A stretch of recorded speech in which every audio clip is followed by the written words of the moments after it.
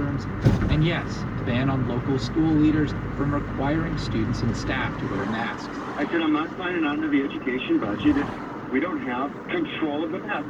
That's Republican State Representative Joseph Chaplik on a conservative talk radio show days before a June deadline for lawmakers to pass a state budget. They said they also have rules about what teachers can teach in school. The children and the parents should have control, not the school boards, not the school districts. Into their budget. Chaplik said he'd refuse to vote for the budget if it didn't include a ban on mask mandates in schools. Here's the game that a lot of people play.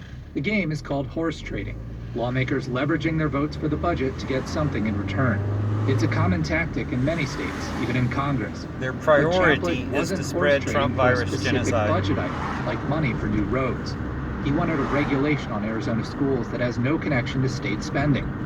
That's where attorney Rupali Desai says Republican lawmakers got it wrong. There's not any budget provision relating to a prohibition on COVID-19 mitigation policies. It's simply a substantive policy that was put in there because certain legislators insisted that it be in there if somebody wanted them to vote on the budget. When there's nothing connecting a policy adopted in the budget to actual state spending, Desai says that's a violation of the Arizona Constitution, which requires that a bill can only tackle one thing or one single subject at a time. In this case, the subject is how to spend taxpayer dollars.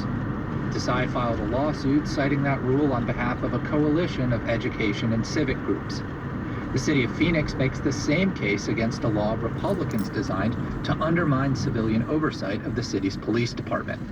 City attorneys argue that policy shouldn't have been included in the budget and cite the same constitutional rules used to argue a ban on mask mandates doesn't belong either. To get that budget moving, that's what we had to do. Republican Senate President Karen Same Sands people spoke who want to publicly ban about masks, the want to budget last protect month, bad cops. blaming her party's dwindling numbers at the Capitol for a budget packed with significant new policy.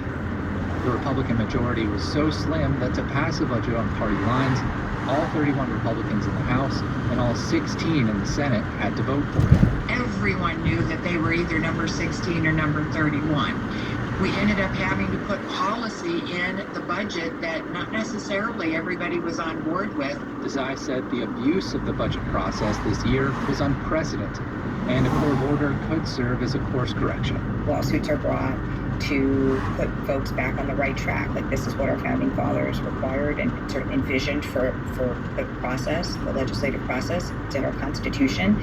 We've gone astray from that process. We need the courts to set those boundaries. Desai asked the court to stop the mask mandate ban and other new laws from taking effect on September 29th. For NPR News, I'm Ben Giles in Phoenix.